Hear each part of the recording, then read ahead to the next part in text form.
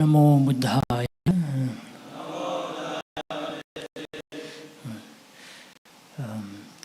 Venerable monks, upasakas, upasikas, you're all welcome to this evening Sunday Dhamma program. Every Sunday we gather here at 5:30 for a puja, meditation and some teaching. So it's helpful for us to come together and do the chanting and do the meditation and listen to some Dhamma for our blessing, for our happiness and for our clarity in Dhamma and also for our happiness. So we start with the chanting where we invoke the blessing of Buddha, the qualities of Buddha, Dhamma, Sangha. Buddha is somebody who has achieved the ultimate happiness, Nibbana, by his own ability, by fulfilling the 10 spiritual qualities. And he is a teacher of both gods and men. He is an incomparable guide. So likewise, so many qualities the Buddha achieved through his own spiritual practice from many, many lives in the past. So we recollect, invoke the blessing, the qualities of Buddha for our blessing, and also we share the blessing with all the beings, with all the human beings, devas, nagas, everyone, and we seek also protection from all the devas, nagas, and human beings, and everyone, all other beings. So as we chant, you can listen to the chanting, which is also a form of meditation. It's like a meditation as well as for blessing, right? So even though you may not understand the meaning, but you can recollect some of the quality of Buddha, whatever you know, and also the Dharma. Recollect the Dharma qualities within yourself. Dharma is something which is truth, the reality, the truth of our life. And Sangha, all the holy saints who still exist in different parts of the universe, in this part of the world, all the holy saint or the enlightened saint, so you can recollect that. Sadhu, sadhu, sadhu.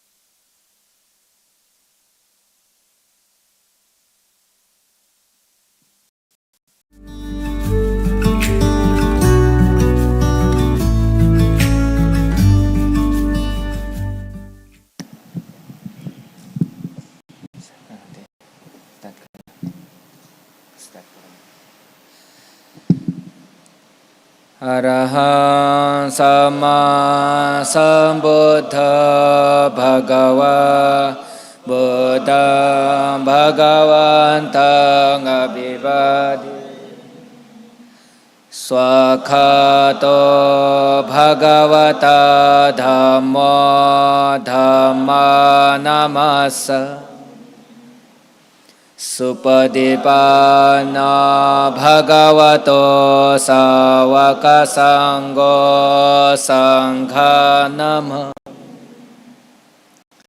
นะโมตัสสะภะคะวะโตอะระหะโตสัมมาสัมพุทธัสสะนะโมตัสสะภะคะวะโตอะระหะโตสัมมาสัมพุทธัสสะนะโมตัสสะภะคะวะโตอะระหะโตสัมมาสัมพุทธัสสะอิติปิโสภะคะวะอะระหังสัมมาสัมพุทโธวิชาจารณสัมปันโนสุขโตโลกวิโตอนุตตรปุริสธัมมสารถิสัทธา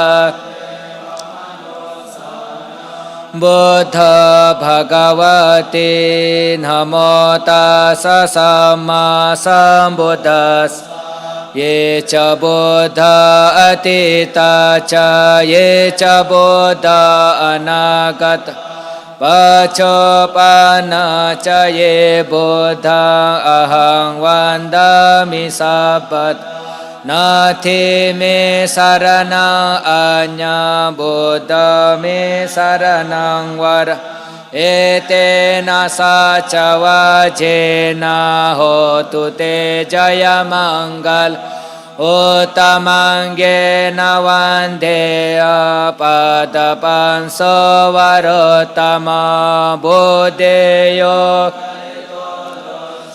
บุตังขมตุตังมะมะบุตังยาวนิปานะปริยันตังสรณังกัจฉาสวากขาโตภะคะวะตาธัมโมสันทิฏฐิโกอะกาลิเอหิปัสสิโกโอปนัยโกปัจจตังเวทิตาโปวิญโยเหเตนะโมตัสสะนิยานิกะสัทธัมมาสะเยจะธัมมาอทิตาจะเยจะธัมมาอนาคตาปัจจุปันนาจะเยธัมมังอะหังวันดามิสัพพะนานาทิเมสารนังอัญญาธัมมามิสารนังวรเอเตนะสัจวะเจนะโหตุเตจยมังกลาอุตตมังเกนะวันเทอะธัมมังจติปิดังวรธัมเมโยคลิโตโตโสธัมมาคมตุตัมมัมธัมมังยาวนิปานะปริยันตังสรณังกัจฉาสุปฏิปันโนภะคะวะโตสาวกสังโฆอุจจปฏิปันภะคะวะโตสาวกสังโฆหายปฏิปันโนภะคะวะโตสาวกสังโฆสามิจิปฏิปันโนภะคะวะโตสาวกสังโฆยะติตังจัตตาปุริสโยกานิอัฏฐปุริสปุกลาเอสะภะคะวะโตสาวกสังโฆอาหุนิยบาหุนิยดาคินิยอัญจลิกรณีอนุตตรปัญญาเกตังโลกัสสัตนะโมตัสสะอัฏฐอริยปุกลามหาสังกัสสะเยจะสังฆา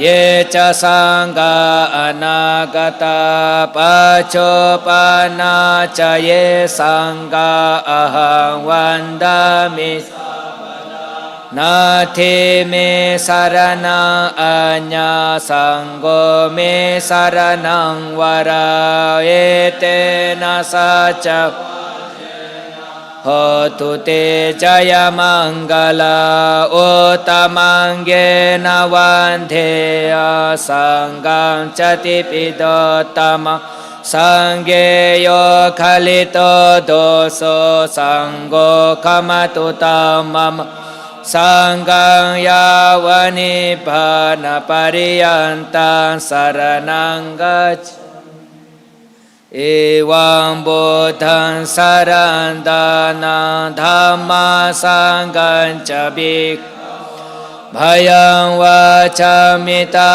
ทาวาโลมหันโสงะหิสติฆนาสาราปดิเต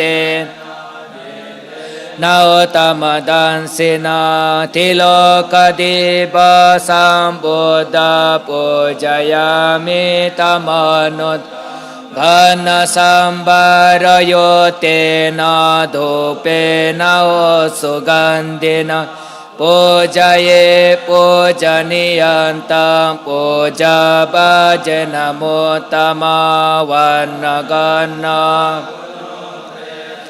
เอตังกุสมะสัมปติปูจายามิมุนินดาสะสิริปาดังสุรโรยปูเจมิบุตังกุสเมนะเมนะปุญเยนะเมเตนะจาโห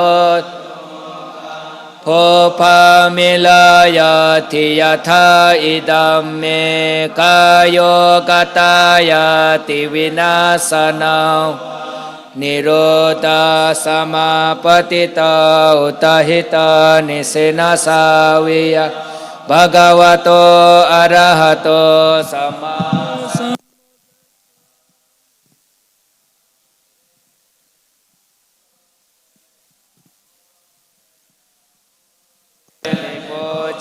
มิโปเจเอมันเดปะโตปะโปปะโปจติมามาสกลสัมบุตตาปัจเจกบุตธานาโอกสาวกานามหาสาวกานอรหันตานังปัตตกศีลาอะหังปิติสาอนโมตตะโกโหมิอิมานิปุปปานิวันเด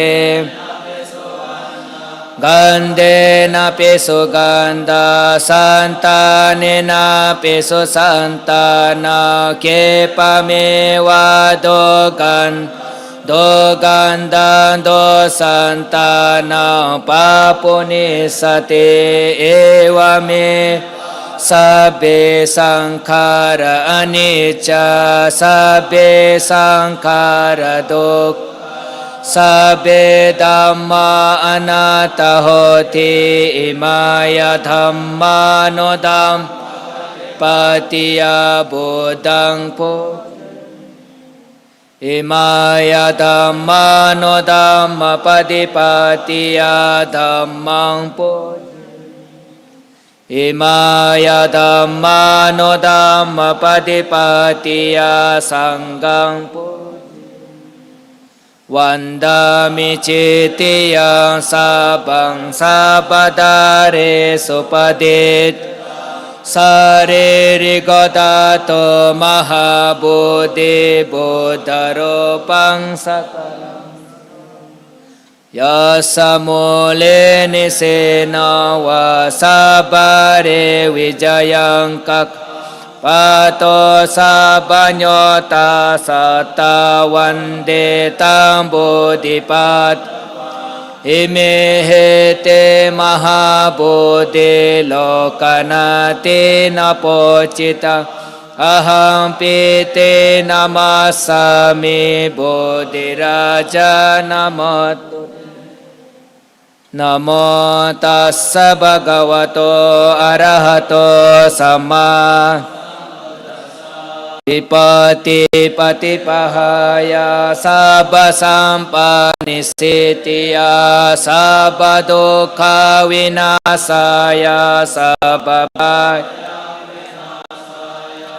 สัพพโรควินาศายาปวิติกายุกตายกาสัพพโรกังหิตาตาย ปริตันตังบนามเยสมันตาจักกวาลิโสอัตรกชันตุเดสัตตมามุนิราชาสะสุนันตุสักกโมกขตาธัมมาสวนกาโล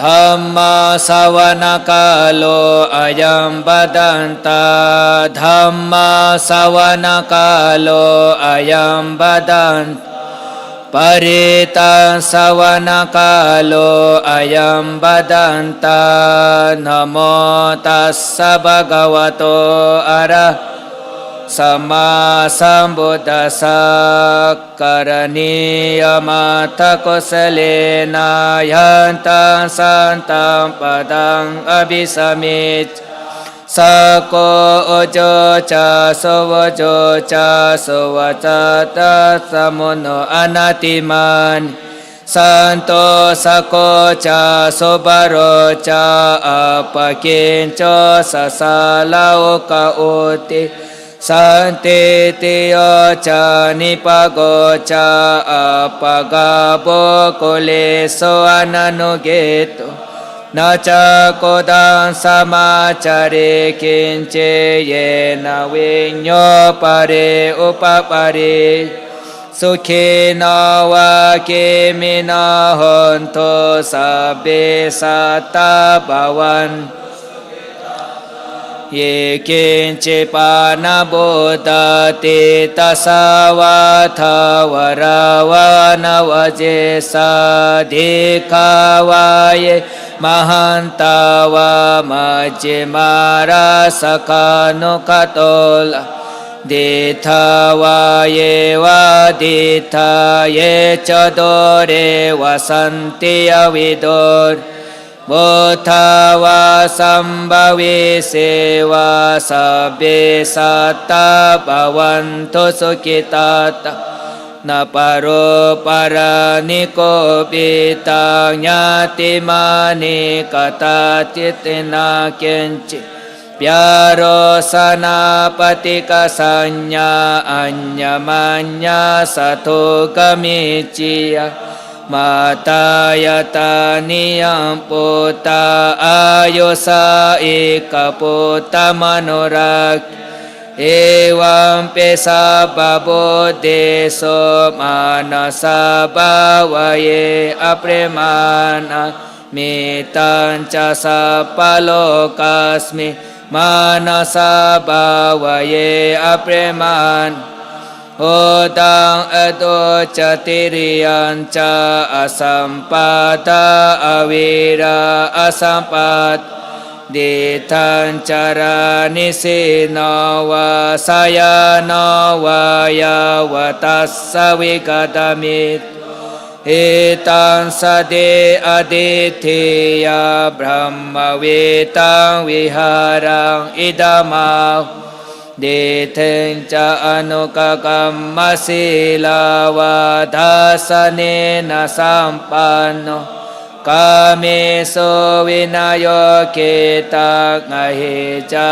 โตกัปปสิทปุณริติดุขาปตาจานิดุขาภยังปตาจานิสุขาปตาจานิสุขาหันตุสัพเพวิปานิโนเอเตนะสัจวะเจนะโสทิเตโหตุสัพเอเตนะสัจวะเจนะสัพพทุกขาวินาสันเอเตนะสัจวะเจนะสัพพบายังวินาสันโตเอเตนะสัจเจนะสัพพโรกะเอเตนะสัจวะเจนะโหตุเตจายมังกลาเอเตนะสัจวะเจโหตุเตรัตนันดายาสัพพิติโยวิวาจัน สัพพโรโควินาสันโตมหาติภวันโตอันตรายโยสุขีติกายุโกภวโตสัพพมังคลังรักขันตุสัพพเทวตาสัพพพุทธานุภาเวนสดาโสเทภวันตุเตภวโตสัพพมังคลังรักขันตุสัพ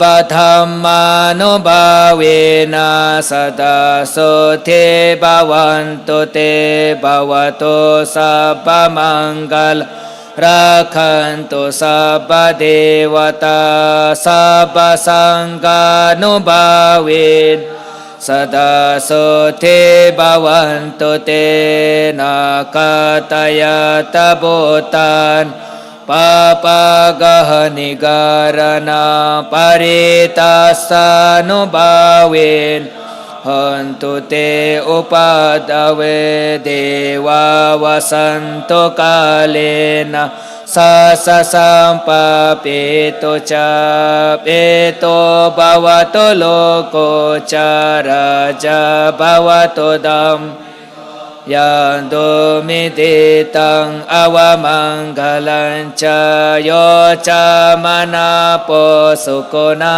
สสัตปาปะกะหะโตสุปินาอากาตาบุทธานุภาเวนะเวนัสสนะธรรมานุภาเวนะเวนัสสนันโตสังฆานุภาเวนะเวนัสสนันโตอากาสตาจะบุมมาตาเทวานากามเห็นปุญญาตาอนโมเดตวาจิรังราคันตุสัสจิราราคันตุเดสนาจิราราคันตุมัมปะระอิตาวตาจะอัมเมเหสัพพดาปุญญาสัมสัพเพเทวาอนโมทันโตสัพเพบุตตาอนโมทันโตสัพเพสัตตาอนโมทันโตสัพพสัมปานิสิตินิพพานัสสัพพานิสิติยาอิดัมเมญาตินาโหสุขิตาหันตุญาตโยอิดัมเมญาตินาหันตุสุขิตาตโยอิดัมเมญาตินาหันตุสุขิตาหันตุญาตสัพเพบุตตาบาลปัตตาปัจเจกานัญจยัมบาลอรหันตันรักขังวันดามิสัพพโสสัพเพธัมมาบาลปัตตาอริยสัจจานัญจยัมบาลธัมมจักกัจจเตเจนะรักขังวันดามิสัพพโสสัพเพสังฆาบาลปัตตาวิโมตตานัญจยัมบาลาสาสนัญจเตเจนรักขังวันดามิสัพพโสกายเยนวาจาจิตเตนปมาเดนะมายังกตังอาจายังขมามิบันเตบุริปัญญาตถากายเยนวาจาจิตเตนะปมาเดนะมายังกัตอาจายังขมามิธัมโมสันติทิโกอกาลิโกกายเยนวาจาจิตเตนะปมาเดนะมายังกตังอาจายังขมามิสังโฆปัญญาคิตังอนุตตรอิมินาปุญญังกามินา ma me bala samagama satang samagama hotu yawani banapatiya idame punya kama asawakayang wayang hotu sabaduk pamocaso nibbana sapacayo hotu satu satu satu.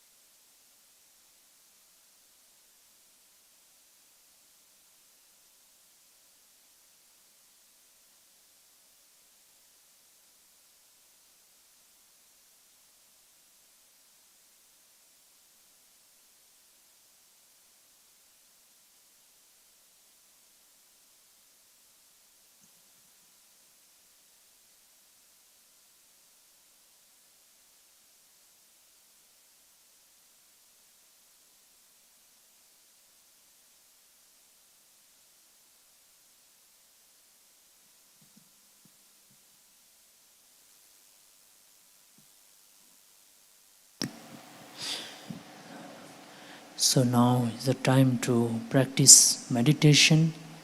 So meditation is a way to calm down our mind, so that we can get a sense of how our mind is functioning, and also we have more clarity about our own thoughts, our own feelings, our own deeper desires and our own wishes, and it really helps us to connect all our thinking and our wish. So it's like a mirror where you can see yourself, your mind, in a very clear way. So let us meditate, especially when we are meditating together with so many monks and so many other people in this spiritual hall. It's something special, something energetic, and something very helpful. So now Bhante, Rathapala Bhante will lead the meditation for all of us.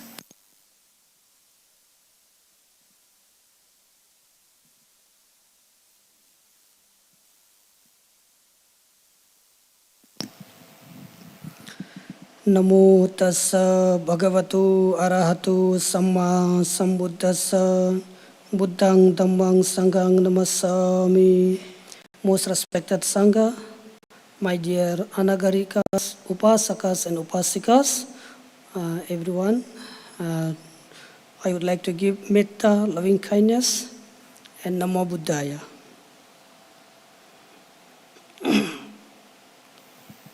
Okay.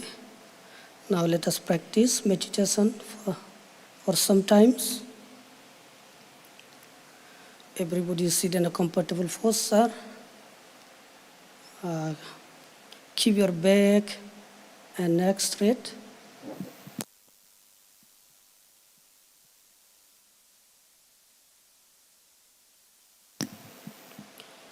Keep your hand on your lap, your right hand on your left hand. Do not sit too tight. Do not sit too loose. Be comfortable yourself. So may sit for at least 25 to 30 minutes. And now, slowly, close your eyes.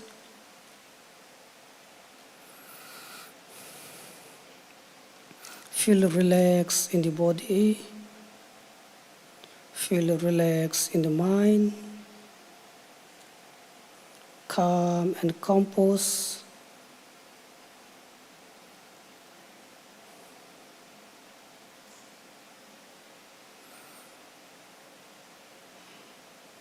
Now determine yourself. Now I'm going to do meditate for a few minutes. I will not shake my body, head. I will not open my hands and legs.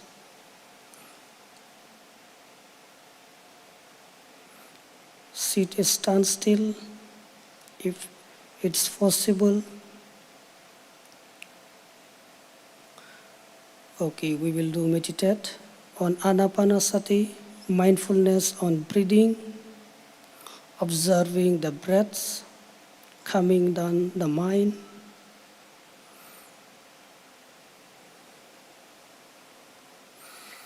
In breath and out breath, in breath and out breath. Observe all the breaths mentally.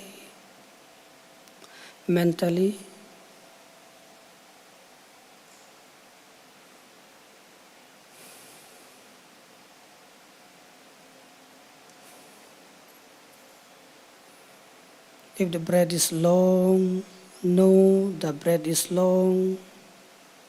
If the breath is short, know the breath is short. Observe in breath and out breath.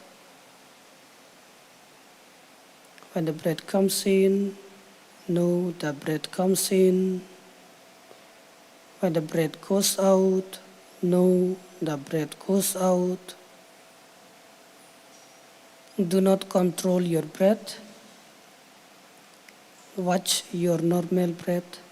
Observe your natural breath, simple breath, as it comes in, as it goes out.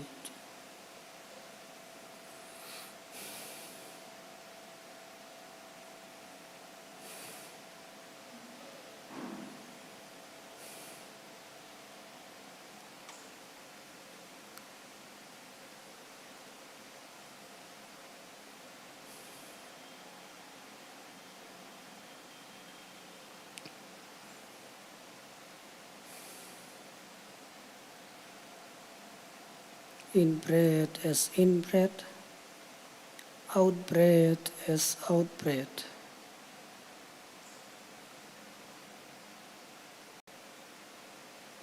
Observe your breaths just like a gatekeeper who observes the people who comes in and who goes out. Similarly, observe your breaths.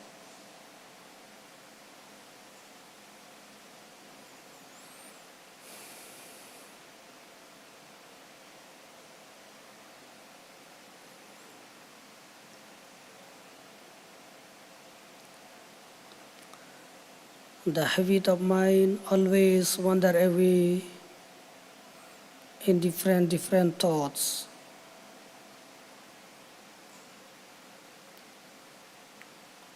The mind wander away either in the past or in the future, jumping one thought to another thought, just like a monkey. So whenever your mind wander away, aware it that my mind is wandering and my job is observing the breaths. Bring back all attention to the breaths. Continue with your breaths. Stay with your breath. In breath as in breath, out breath as out breath.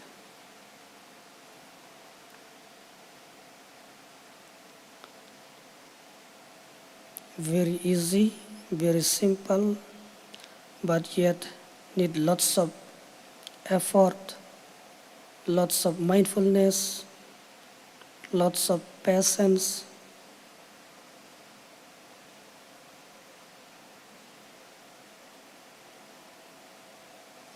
So observe your breaths peacefully, calmly, patiently, happily.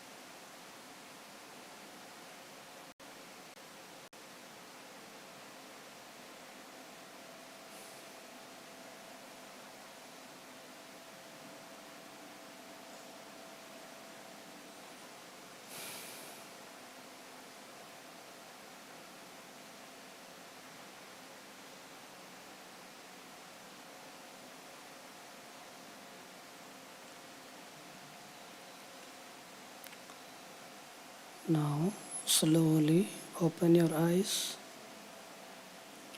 Sadhu, sadhu, sadhu.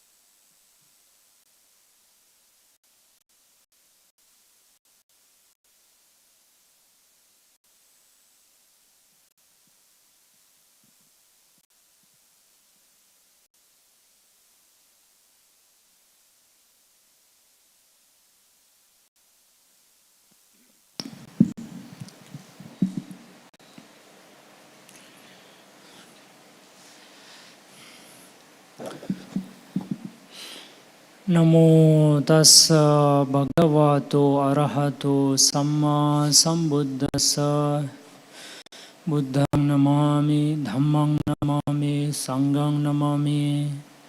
Homage to Parabhante, Guru Bhante Bhikshu Sangh, and metta to Anagarikas and Upasakas and Upasikas.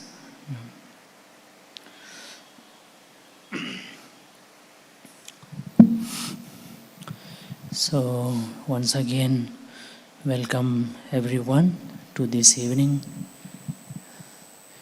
As you all know, most of you know that we gather every Sunday. I think it is something very important as well as very helpful for our spiritual practice as well as for our well-being in our day-to-day life. So before we go ahead, may I request some of you to come forward? Yeah. Fill the cushions at the front so that some of the people who are at back can get some seat. Those of you who are at the back, please come. Munduku randi andaru.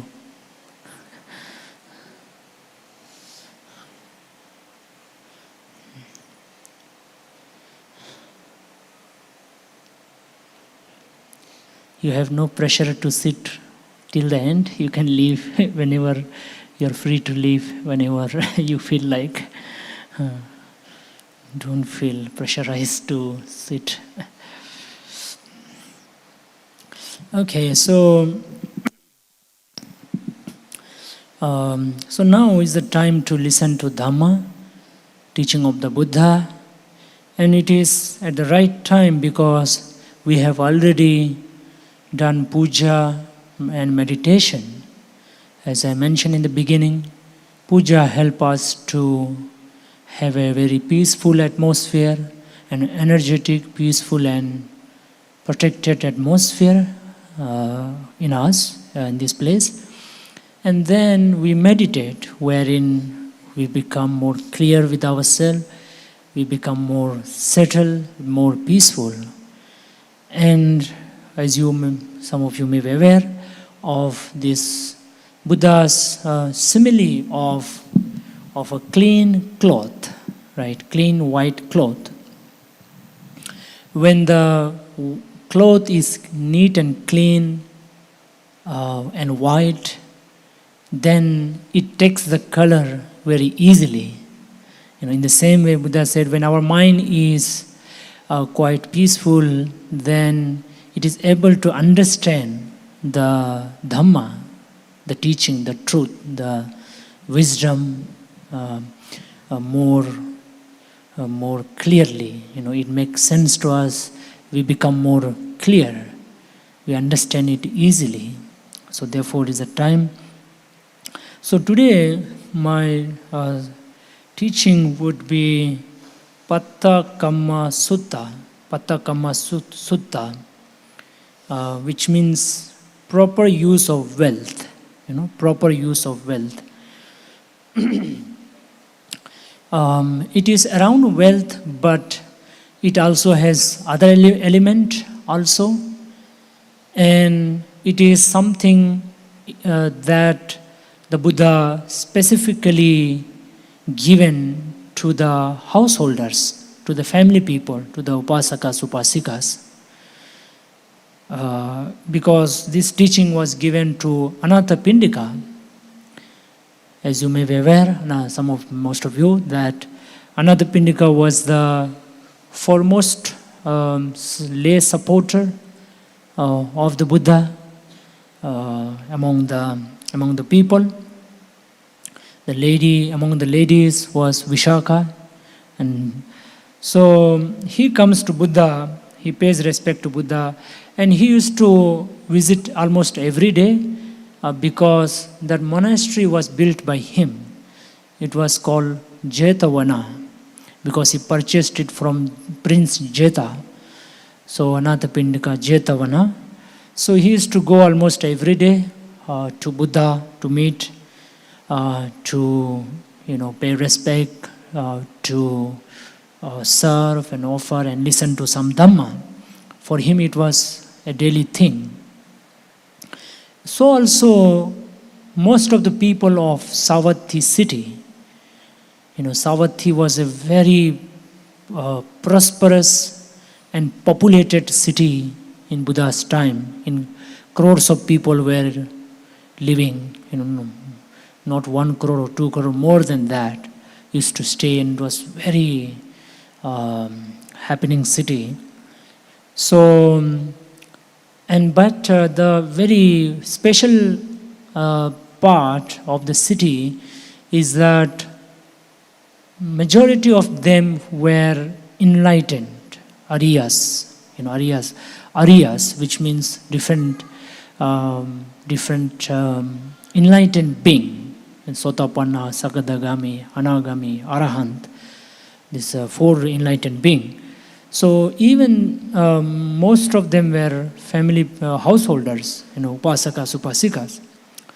So they used to spend good amount of time in spiritual practice. So morning part they take care of their household affair, family affair, and the afternoon part or late afternoon to evening was a spiritual time for them. So they used to spend time in meditation, mostly listening to Dhamma. They used to visit evening because, of course, those days people were not so busy like us today. With most of our, we have to give a lot of time to our important friend mobile. So it needs a lot of our time. So similarly, the work, and some of you must be traveling for 1 or 2 hours every day. So you don't have time, that's what they say. And it is somewhat reality also, but somehow we also do not manage our time, right? We waste a lot of our time with our friend mobile. So therefore, that is the situation. But they were not like that because they were mostly enlightened people. Even the family people, I'm not just talking about monk. Even the family people were very much into spirituality, and they had achieved, most of them, as I mentioned, achieved at least Sotapanna, the first stage of enlightened people. So they were all enlightened, even though the first level, but enlightened, most of them. So then Buddha tells him, householder, there are these 4 things that are wished for, desire, agreeable yet hard to obtain in the world. Number 1, may wealth come to me by legitimate means. Number 2, having acquired wealth legitimately, may I gain fame together with relatives and teachers. Number 3, having acquired wealth legitimately and having gained fame together with relatives and teachers, may I live long and preserve a long life. Having acquired wealth and wealth legitimately, having gained fame together with relatives and teachers, and having lived long, preserving a long life, may I, at the breakup of my body after death, be reborn in a good destination, a heavenly world. These, householder, are the 4 things that are wished for, desired, agreeable, yet hard to obtain in the world. So this particular passage sums up the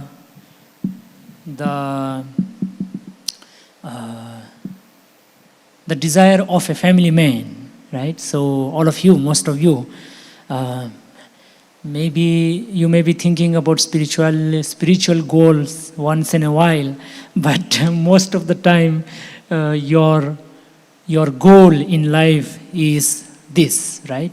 So what Buddha is saying that there are these 4 things that you wish, that you desire, you want, and that is agreeable, something that you like.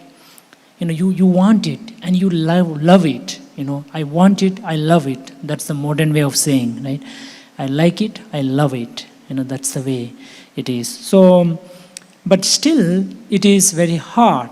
The Buddha says, though it is the desire, it is what you like and it is what you love, but it is something very rare, very difficult, very rare, right? So let us say what are they. So first one is,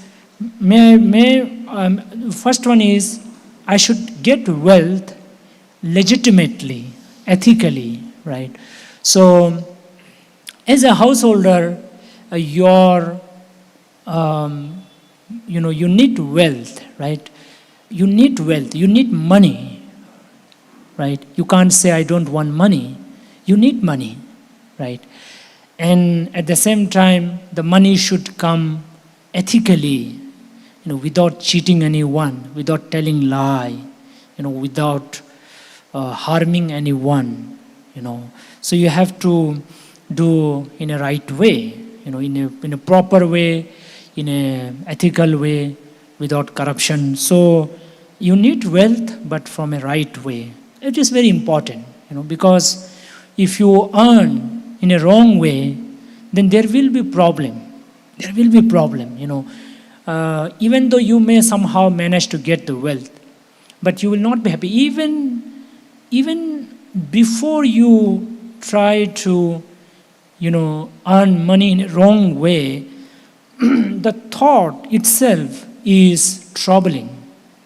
The thought itself is troubling, right? Because it is wrong, so there will be some fear, guilt. Even though you believe in karma and result, karma vipaka, that is, karma vipaka means action and its result. Even though you may believe it or not, but that is the natural way of mind. That is the natural law.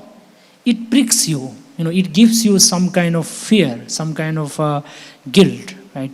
And then as you, of course, if you start doing it, that is also troublesome. And even later, you feel very bad, right? Then you always have a fear that, I will be also deceived. I will be in trouble somehow. So you always have a fear of being trouble, of police, and other government and people. So you have to earn wealth in a right way. Also, from the karmic perspective, from the karmic law, eventually you will lose it, right? If you earn some money in a wrong way, you lose it eventually. Somehow you lose it. So that's the first one. Second, that's your wish. Yes. So people wish that, I need wealth. I should get money, but in a right way. Of course, everybody wants the right way, but then maybe there are some hurdles, or somehow you want a shortcut, right? You want it quick, you want it fast, you're impatient, right? Even though you know this is the right way, but you want to take some shortcut, just like in the traffic, right? You want some shortcut. So that's the problem, So you can see that it is also to do with our own impatience, with our own sort of, wrong desire. It is a wrong desire, right? Uh, it is as a good desire, of course, it is good, but if it is wrong desire, it is not good. So there are two kinds of desire, right? Good desire and wrong desire, bad desire. So you need to have desire. Nothing wrong in having desire, but the right desire. Number two is that you want fame, you want good name, good reputation in the society, and you want to have relatives, with whom you can share your feelings, your whatever, and you need teachers. So teachers here may be, what we call in today's time, your mentor. That's the term we use in today's time. You need mentor for some aspect of your life, right? So you want not only wealth, but you also want good name, right? You want a good name, that people should say, this person is good, so and so is good. So when you have a good reputation, you feel good, right? But if you hear some people saying, oh, this is a wrong person, this is a bad person, then you feel bad. You don't feel bad, right? You feel bad. So you want a good name, and you want relatives, because when you have wealth, what you will do, right? You will celebrate with your relatives, right? With your friends and relatives, and so you need some good relative, So that's something you desire, so that you can share and you can have good time with everyone. So that's your desire. Second desire. Third desire is that you want a long life, right? You want a long life. You want all of this, and you don't want to die soon. You want to die maybe 80, 90, at least 90. I think that should be okay. So 80, 90, like that. So because you want to see your grandson, and then you also want to see your great grandson or daughter, right? So you have a desire, right? You, of course, with health, with good health, that's your wish. Then also you wish that after I die, I should be reborn in a good place, in a good family, in the human world or in the divine world. That's your wish, right? So these are the four things that everybody wish and desire, and they like it, they love it, but it is very difficult. It is quite difficult. Now, Buddha gives us a picture of what you want, right? So these days, I hear from a lot of youngsters who come and meet me, talk to me. They are confused about life, what to do, what not to do, all of that. But I think this particular passage gives us a clarity that your family and your wealth, your name, your relatives, and your health, and your karma. Because when we talk about rebirth, being born in a good place, it means your karma, right? So these are the things that you want, right? These are the things that you need. You want, and also it's a need, right? It's somehow it's a need for you. Not only you want it, but it's a need, right? So I think one can focus on this. This is difficult, but it is something that you can focus as a layperson. Because according to Buddha, there are two path, or you can say two option for our life. Broadly, I'm saying broadly. One is like us, all the monk who are homeless.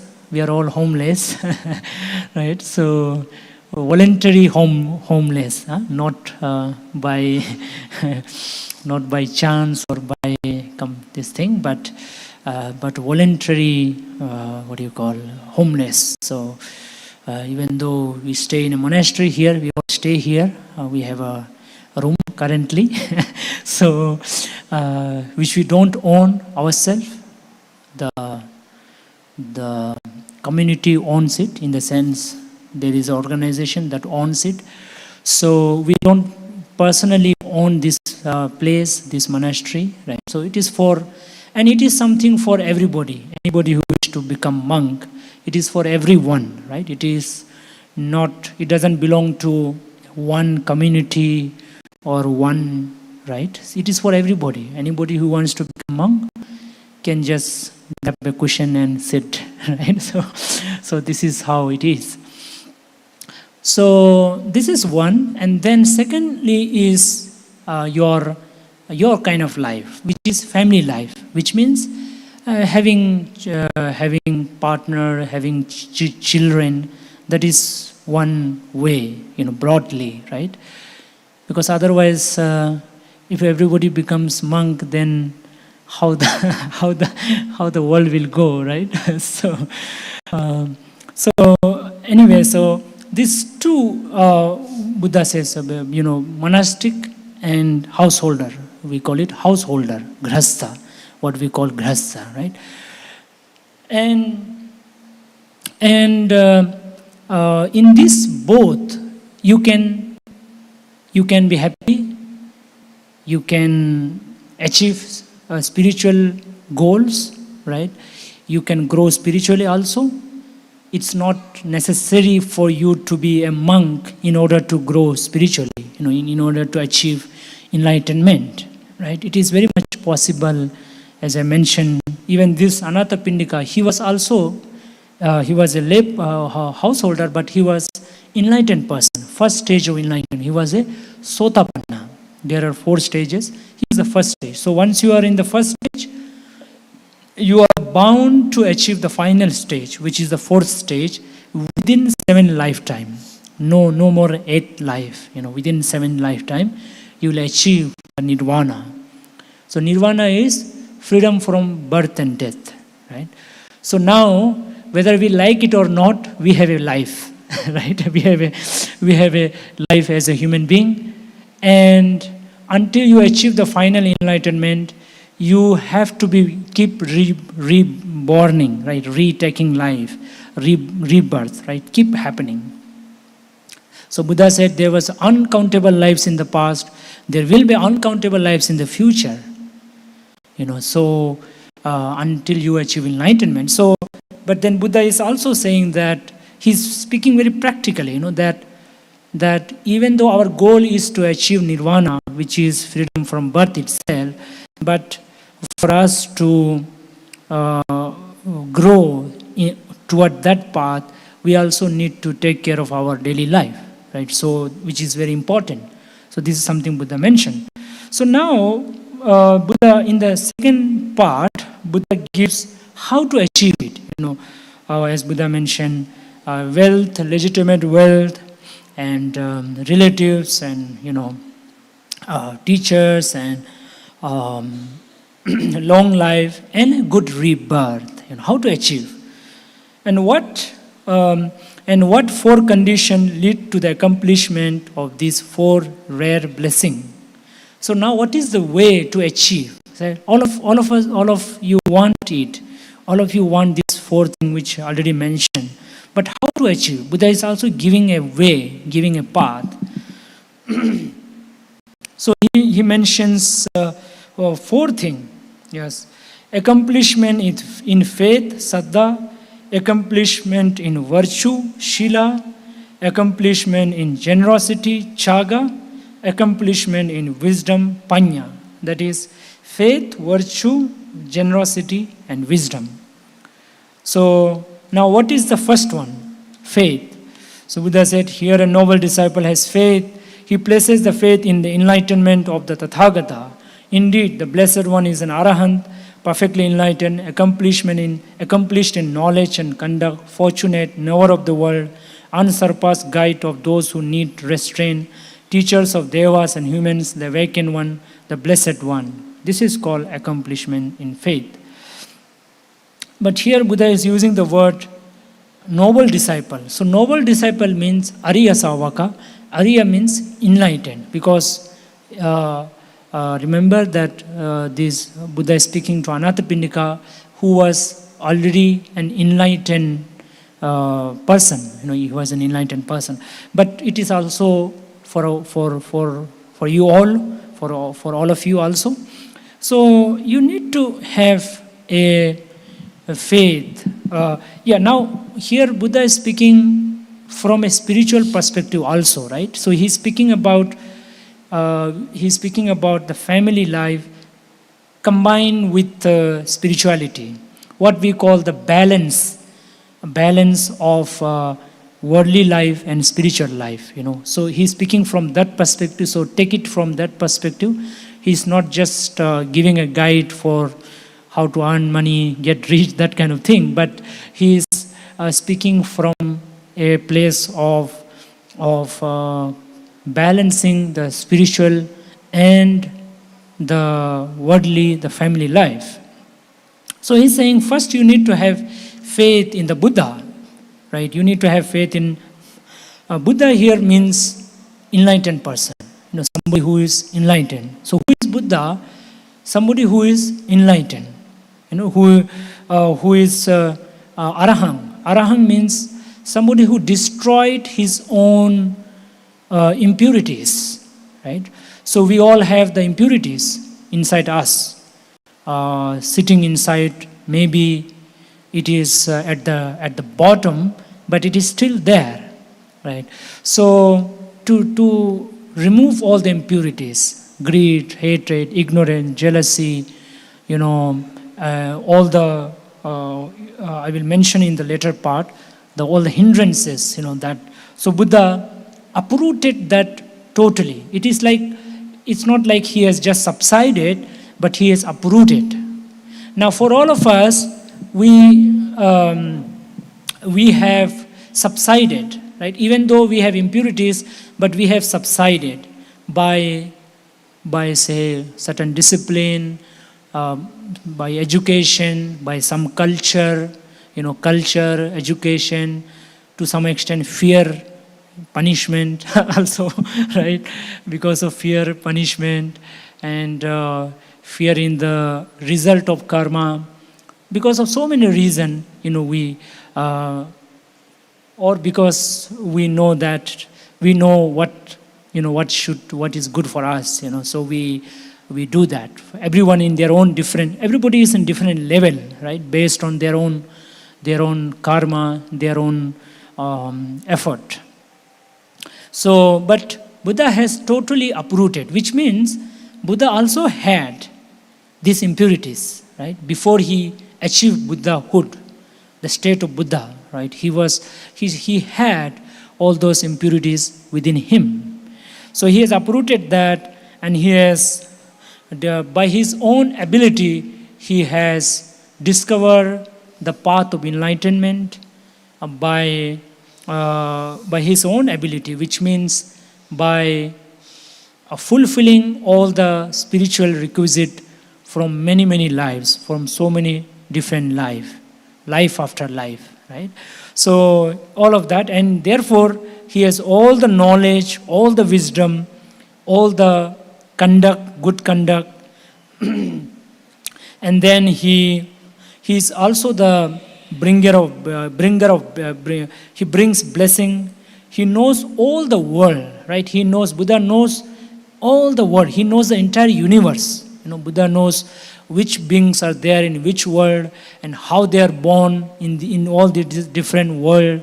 Buddha speaks about 31 existences, all the human devas, brahmas, everyone, how they are reborn, how they die, what karma they do. So he knows the entire world. Their mind also he knows, and therefore he is the teacher of not only human being, but he is also the teacher of gods. Even the gods, devas and brahmas, they follow Buddha. They are the disciple followers of Buddha. They also achieve enlightenment because of Buddha, right? So this is the quality of Buddha.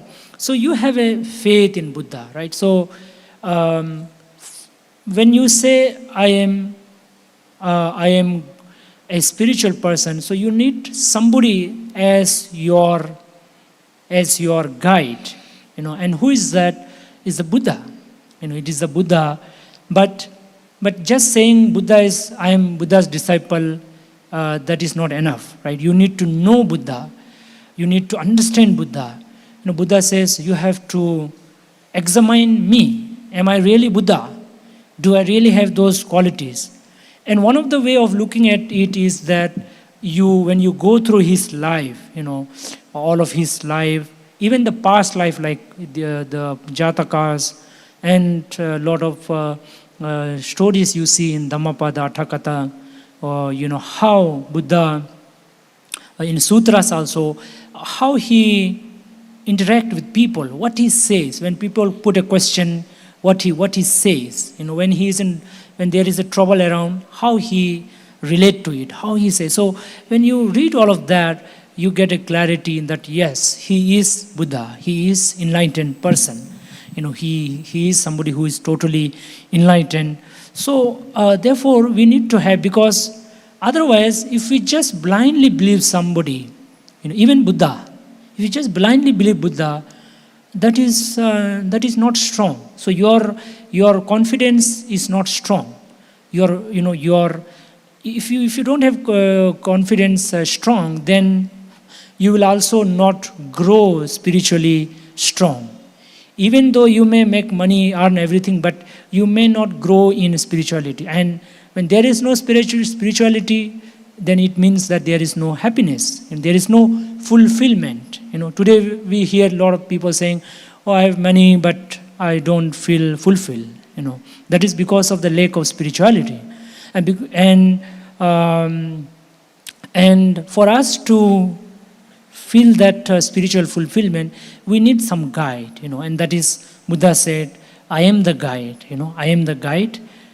But we need to have strong faith in Buddha by knowing Buddha, and also by knowing Buddha, and at the same time a kind of a meditation. Actually, there is a meditation wherein you keep on recollecting the qualities of Buddha, all these 9 qualities. So that way you gain a strong spiritual connection with Buddha, right? And when you have a strong spiritual connection with Buddha, then your spirituality flows, naturally. It flows very peacefully. It flows seamlessly. It flows very well. So that is the first one. That is and Anathapindika being, he was a Sotapanna. So when somebody becomes Sotapanna, they have what is called Aveccha Pasada Saddha, which means unshakable faith. So until you achieve the first stage of enlightenment, your faith in Buddha is still shaky. It is shaky. It is not unshakable. All of us, until we are at least first stage of enlightenment, our faith is still shakeable, right? So he was having that faith. So it's very important, faith, but faith with understanding, not blind faith. Secondly, accomplishment in virtue. Here a noble disciple refrained from killing living beings, from taking what is not given, from sexual misconduct, from false speech, and from intoxicant that cause heedlessness. So second way to achieve whatever you desire, as mentioned in the beginning, is to fulfill your your desire, to achieve your desire, spiritual and worldly desire, is to follow the Shila, virtue, which means you can say your karma, your action, you see. And why it is important? Because we, as a human being, morning till evening, we are thinking something, saying something, doing something. That's the only three things, right? And Shila deals specifically with your speech and your action, right? So, what you should not do is, should not kill anybody, should not take somebody's thing, should not engage in wrong sexual activity, and should not tell lie, and should not engage in alcohol, drinks, right? So these are the 5 Shila that is a minimum, bare minimum that every human being should follow. All the problems in the world today is because of not following these 5 precepts. There is a war, there is a killing, right? There is infidelity, men, women, they are not loyal to each other.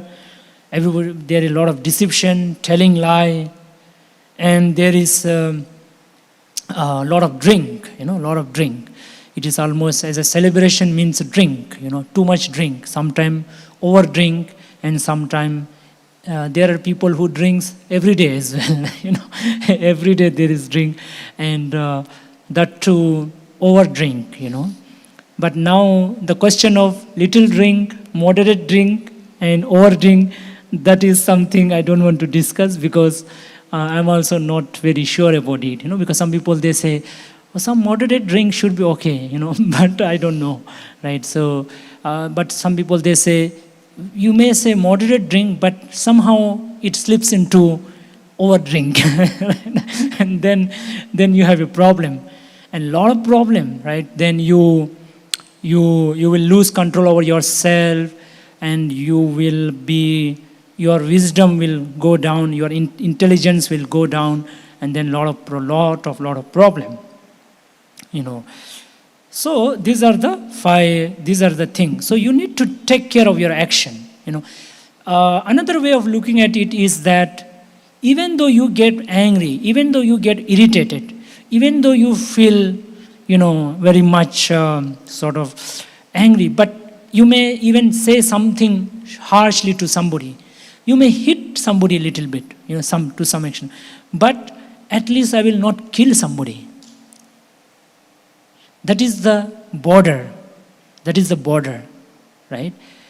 Of course, you shouldn't even, say something bad to somebody, but since we are not enlightened, we do say something bad to somebody, right? We do sometimes hit some people, but make sure that you don't cross the boundary of actually taking somebody's life, which is very serious.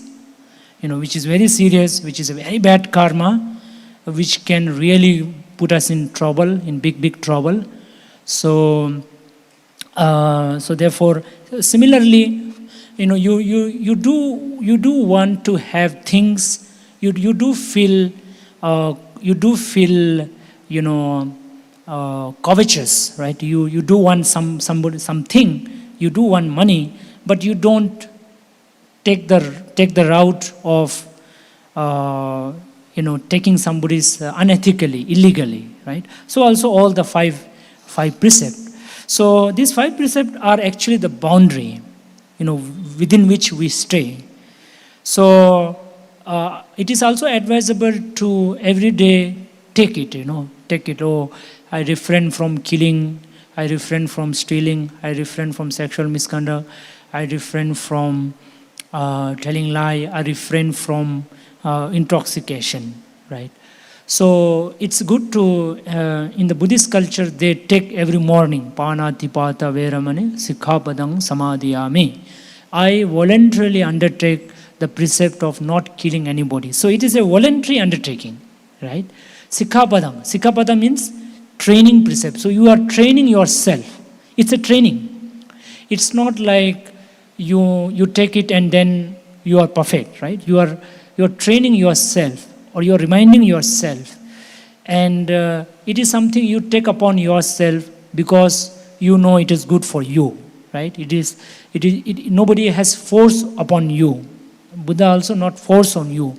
You are taking yourself for your own well-being, right?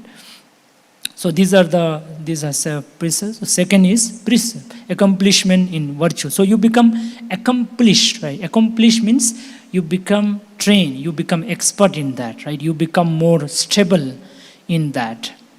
And number 3 is accomplishment in generosity.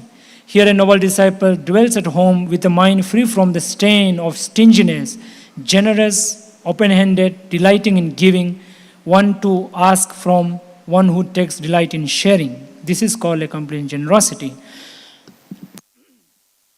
Now, as a family man, you have home, you have money, you have many things which you need, right? It is something you need.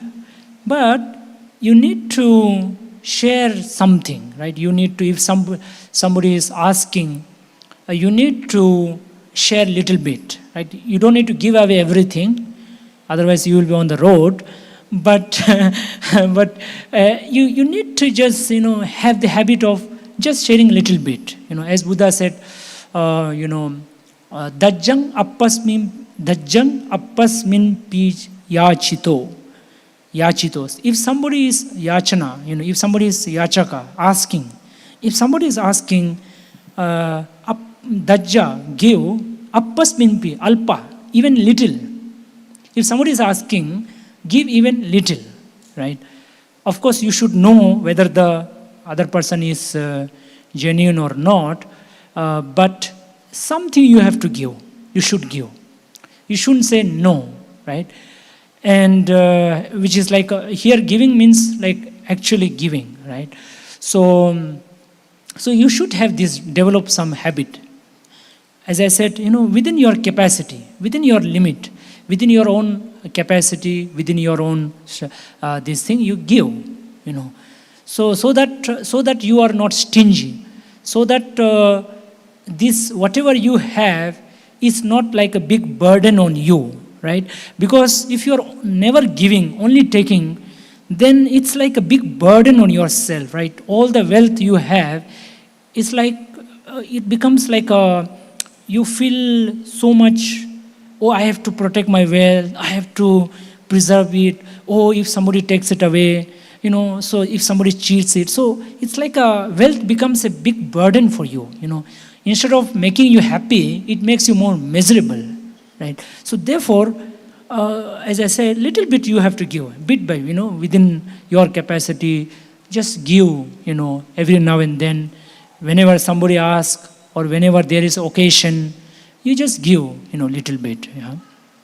I won't say little bit, but within your capacity. So this free your heart. It makes your heart, and it also, as they say, the one who gives gets back in multiple fold, right? So if you are only taking, then you won't get more also, right? And even if you get more, you will not be. As I said, you will not be very happy. You won't be that much happy, right? So this is the number 3. So then number 4, accomplishment in wisdom.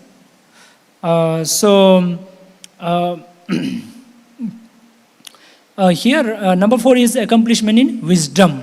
So what is wisdom? Here a noble disciple, knowing sensual desire to be a corruption of the mind, abandons it. Knowing ill will to be a corruption of the mind, abandons it. Knowing sloth and torpor to be a corruption of the mind, abandons it. Knowing restlessness and remorse to be a corruption of the mind, abandons it. Knowing doubt to be a corruption of the mind, abandons it. So 5 corruptions, right? 5 hindrances. I was telling you about hindrances, right? Some kind of earlier. So this is the hindrances. This is the corruption. 5 hindrances. The first one is kama chanda, right? Kama chanda is sensual desire. What does it mean, right? It means that you are somehow you're obsessed with sensual pleasures, right? That is five: eye, ear, nose, tongue, body, and your thought. So whatever, imagination. So these six senses are our world, right? It is our world.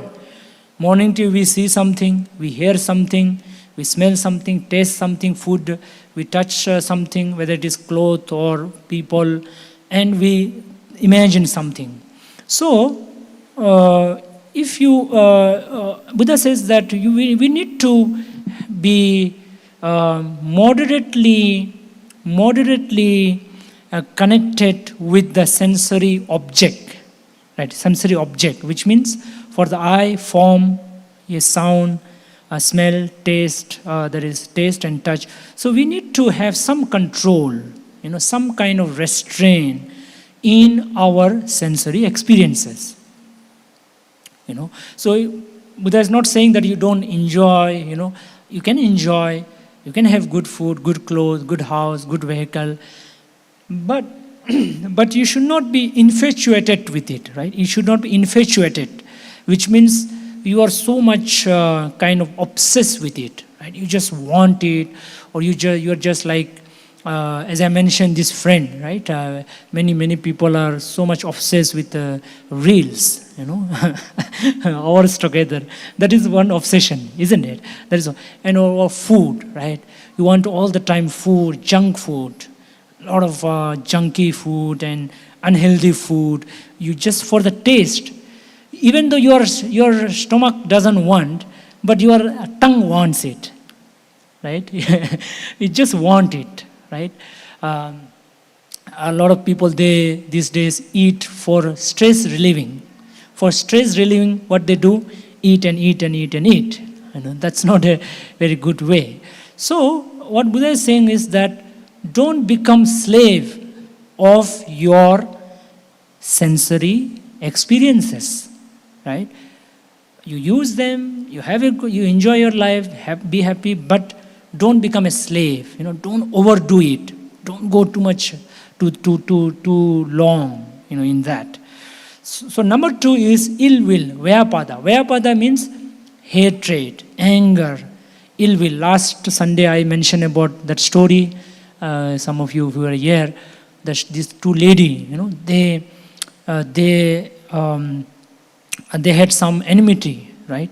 And because of that, they took revenge on each other. Not one life, many lives. They are human being. After that, they become cat and hen. Then they become tiger and deer. Then again born as human being. Still the enmity is continuing. It was because of Buddha that they were safe. Buddha said, they actually one became a yakini and one became a human being. And this yakshini, she was coming to eat the child of this woman, who was, that woman was his enemy. So Buddha said, 2 of you. Then somehow this woman came to Buddha because they were near the Buddha, to the monastery. And then because Buddha's power, the yakini could not catch. So then he called both of them and he said, you two, both of you were fighting like this, for many lives. It is not ending, So, therefore, ill will, anger, that's a corruption of mind. It is not good, right? Sometimes we justify, oh, I am angry because of this, because of that. My anger is justified, right? But anger is anger, hatred is hatred.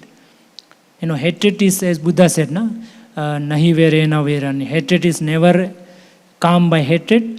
Esa dhammo sanantano. This is a sanatan dharma.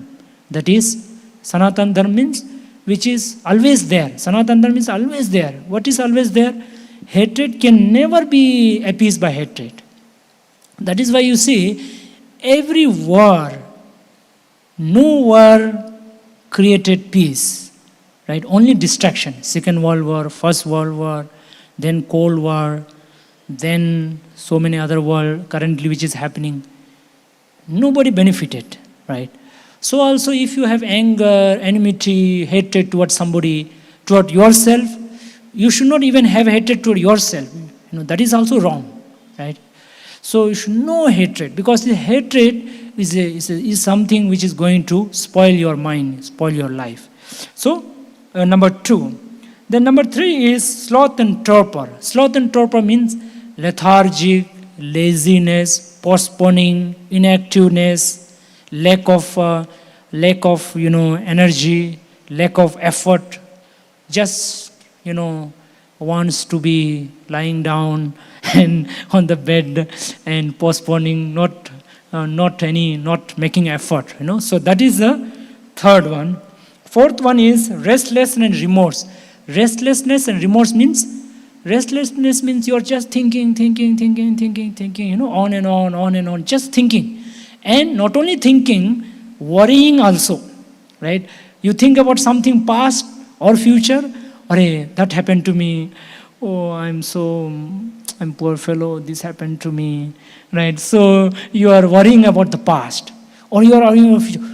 If this happened to me, if that happened to me, if somebody hits me, if somebody does this to me. So you are like just overthinking. What in today's world, in today's term, it is called overthinking, right? It's quite a popular word.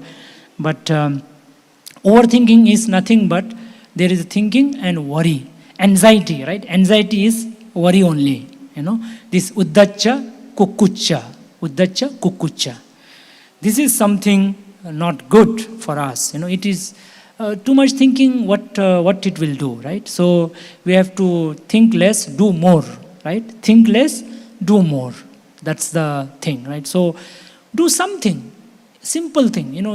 If you cannot do big thing, of course everything will go in a small way, right? So just do small thing. There is one Jataka story of Buddha past life.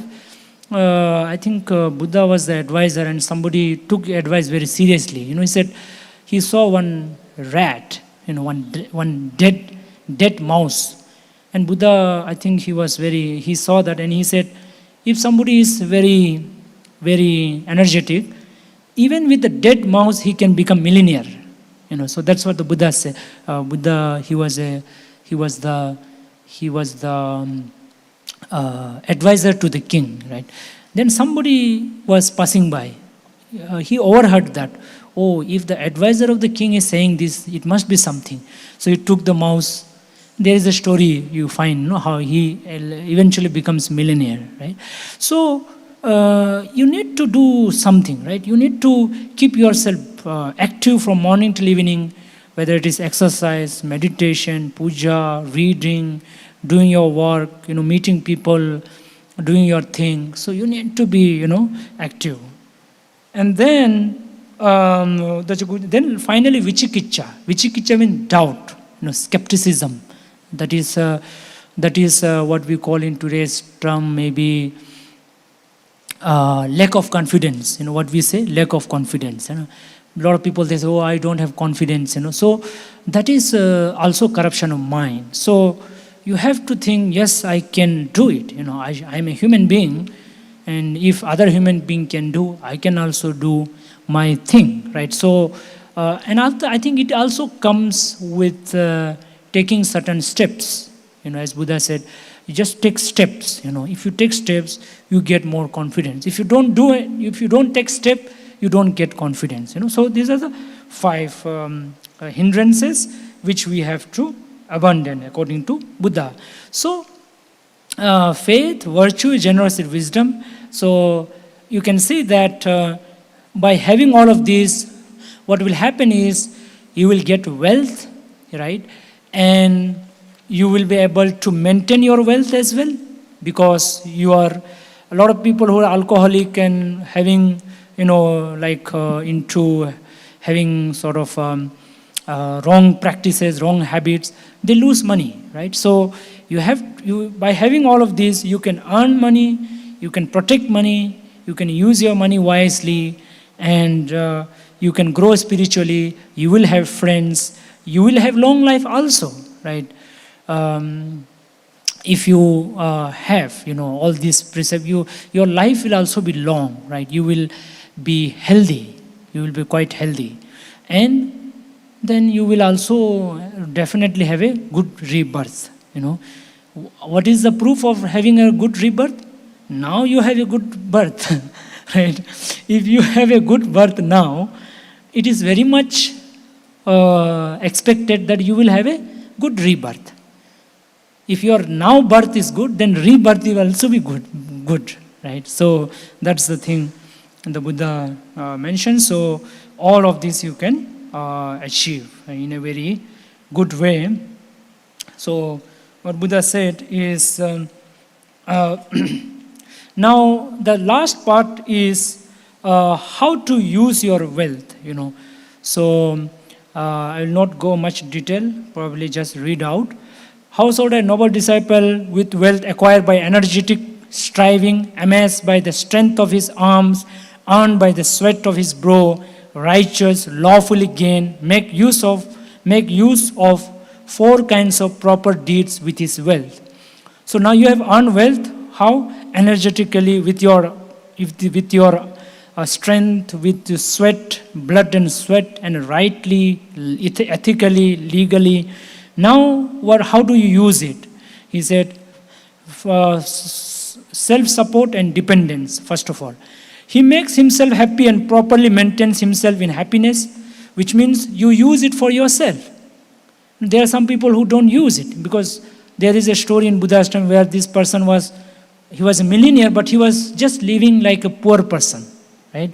So you earn wealth, but don't just store it, use it, right? Use it for yourself.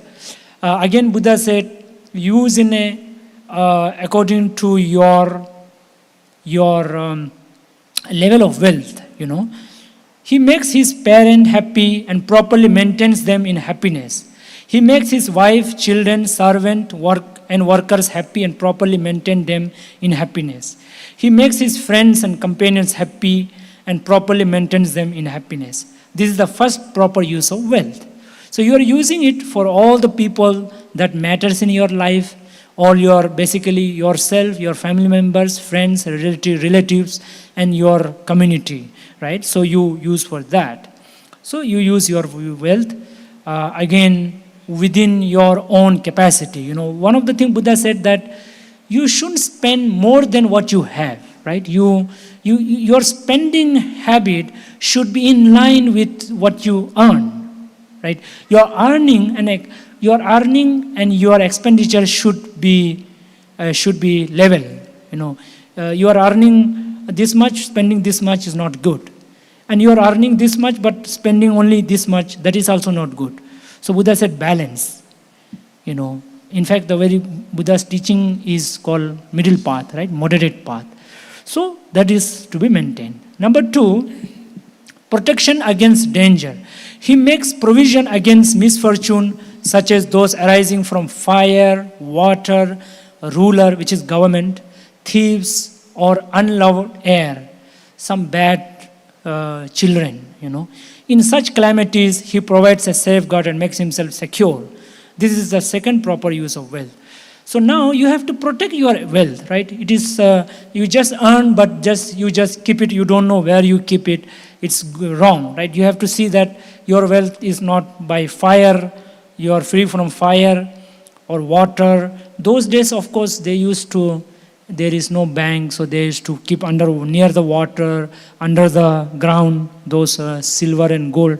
But in today's time, you know what are where to invest, where to put your money, in the safe hand, not put in some scammers. These days, many scammers, we have in the phone, always be careful from the scammers, like that. So you have to maintain, you have to make sure all your papers are put good, all your documents are land document or all the documents, they are in proper place. Make sure that they are safe. If fire comes, then if it goes away, it's difficult. So you have to make sure and make sure that nobody takes it. And also be careful from your children who are bad children, right? So not all the children are good, right? Sometimes there are these spoiled children because of some bad friends. So they will just spoil your money. So be careful from them as well, right? So some people, they're like, "Arey, this is my children, no." So they just spoil them. So it is out of love, but that love is not a good love. It's a wrong love, right? So you have to discipline your child from the childhood, punish them whenever necessary, and bring them well disciplined. And if they turn out to be wrong, so you have to keep yourself safe from them. So number three is the 5 offering, Pancha Bali. There is a 5 Bali, Balidan. So what is the 5? He makes the 5 oblation, Bali, to the relatives, to guest, to ancestor, to the king, to the deities. So you share chunk of some of your wealth with relatives also, right? You help your relatives also with your wealth. Whatever, again, within your capacity. You also share with your guest, right? You bring your guest to home, you share something. To ancestor, like your father or grandfather who passed away, all the ancestors or the grandfather, or you share merit with them. You offer them. There are certain procedure, right? Which means you offer food to the in their name. You offer food. You do dana to the to wherever it is possible. To the king, so you help the government, in your own capacity, give the tax or like that. And to the deities, you give to the devas. So you do something good and offer it to some devas. And basically, devas, they can't eat your, take your thing, but what you do is you give it to some people. Sometimes poor people, sometimes to some people. Also, you can give to the monks also. And you share the punya with the devas. So generally with devas, we share the punya that you get through the giving. And number 4 is support for ascetics and Brahmins. Which means he established lofty offering to the ascetics and Brahmins who refrain from intoxication and heedlessness, who are settled in patience and gentleness, who tame themselves, calm themselves, extinguish themselves. So such a gift is of the highest kind, heavenly, productive of happiness, leading to heaven. So you also give to the sadhus and rishis and munis, or spiritual people, religious people, who are what? Those people who are free from all this worldly kind of life, and who have patience, gentleness, who have tamed their mind, and who have calmed down their mind, who have all the impurities of the mind, who have tamed. So if you give, you should also give them, because that is the highest. That is a very great punya, highest of the highest blessing for you, right? So these are the 4 ways to use your wealth, which is personal for your family and friends and relatives. Secondly, you should keep yourself safe, and then sharing, bali, and then support for the religious purpose. So you also share some with the religious purpose, because you get blessing, you get guidance from the religious community.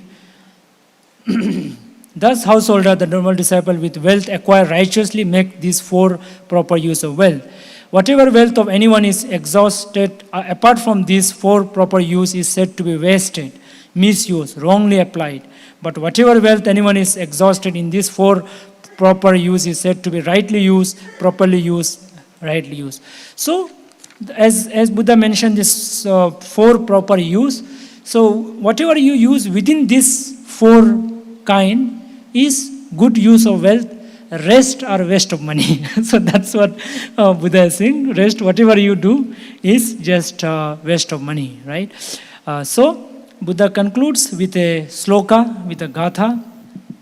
Enjoyed are the wealth and possession, misfortunes are overcome. Lofty offerings have been made, the 5 kinds of sacrifice fulfilled. The virtues and restraint ascetics are supported. Whatever purpose a wise man would desire wealth for living in a household, that purpose of mine has been fulfilled. I have done what is blameless. Reflecting thus, the mortal man established in the noble Dhamma is praised here in this life, and after death rejoice in heaven. So these are the teachings that the Buddha gave, how to, especially for the, so it's a blueprint, right? It is a way for the family people, how can they grow in their life, materially, spiritually, financially, in every way, right? How you can make best use of your precious human life. According to Buddha, human life is very precious, very, very precious, because otherwise, because of good karma, we get human life. But if we don't know, we take human life granted, right? We just think, 7 billions are there, what is there, what is a big thing of human life, we think like that. But it is a very, very precious, because as a human life, we can grow in our life spiritually. Even more than divine beings, because divine beings, they cannot see suffering, so they cannot grow spiritually. Only human being can grow spiritually more. So this way you can make best use of your life, and you can grow.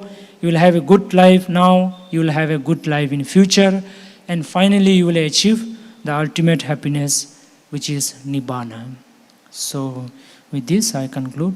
Sadhu, sadhu, sadhu.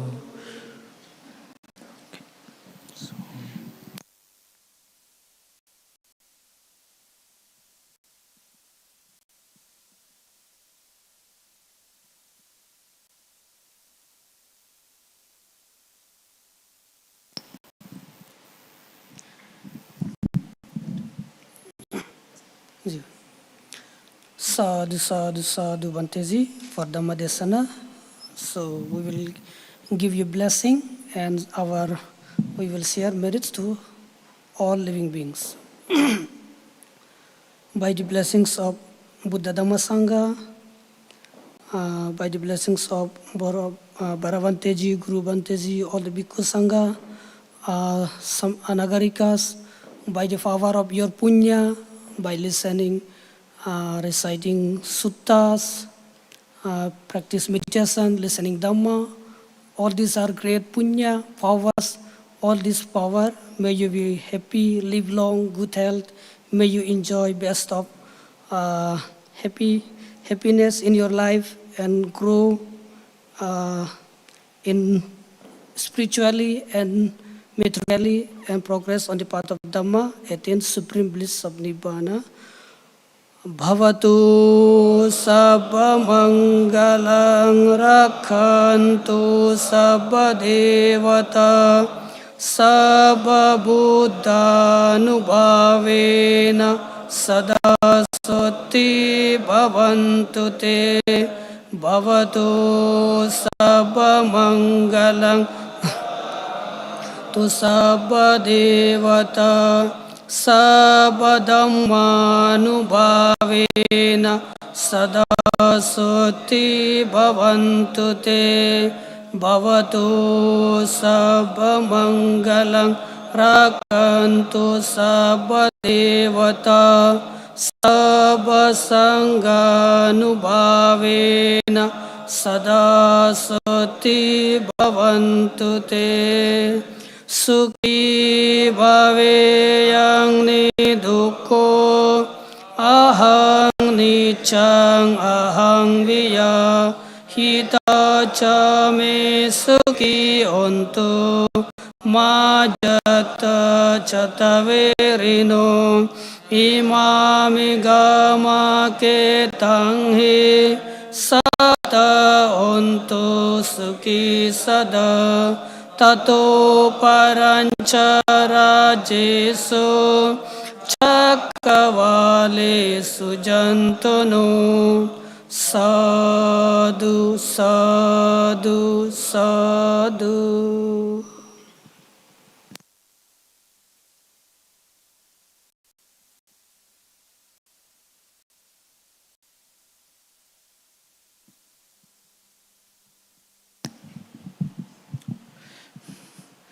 So there is Upasaka Kishore here. So he has a Pratima Tours and Travel one travel company. So he is conducting a tour to Sri Lanka from 1st October to 7th October in Sri Lanka. So Sri Lanka has a lot of Buddhist culture and a lot of temples, and most importantly the tooth relic of Buddha.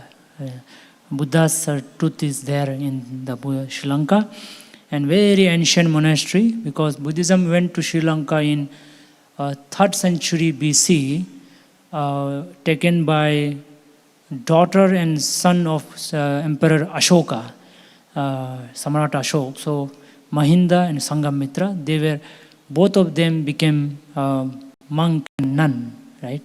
So Ashoka helped them, and then they took Buddhism to Sri Lanka, and they went with the sapling of Bodhi tree. So Bodhi tree is the one under which Buddha got enlightenment in both Gaya, Bihar state. So they took that and planted in Sri Lanka. That tree is also still there. It's very small. Now it has become old, no? So it become very small, but it is still at least one branch is there. So that is a very historical one. Apart from that, there are many other places, good places, and Buddhist culture you will see there, because people, majority of them, they follow Buddhism, and a lot of monks, a lot of monasteries. It's like an island, and I think some nice beaches as well, mountains and beaches. So nice place. So he is conducting. So if you are interested, you can contact Kishore, Upasaka Kishore. That is one. So maybe you can contact. He has an office just in our premises near the gate. With this, we come to the conclusion, and we thank all of you for coming and attending. And before you go, you can have a prasadam outside this door. And again, come back again every Sunday. This 5:30 every Sunday. This program is there: puja, meditation, and teaching. So you're all welcome to come with family, friends, and relatives, and everyone is welcome here in this program. And it is something very important once in a week to come to the temple, monastery, to strengthen your own spiritual power. And so I invite you to come again, and see you again next Sunday. Sadhu, sadhu, sadhu.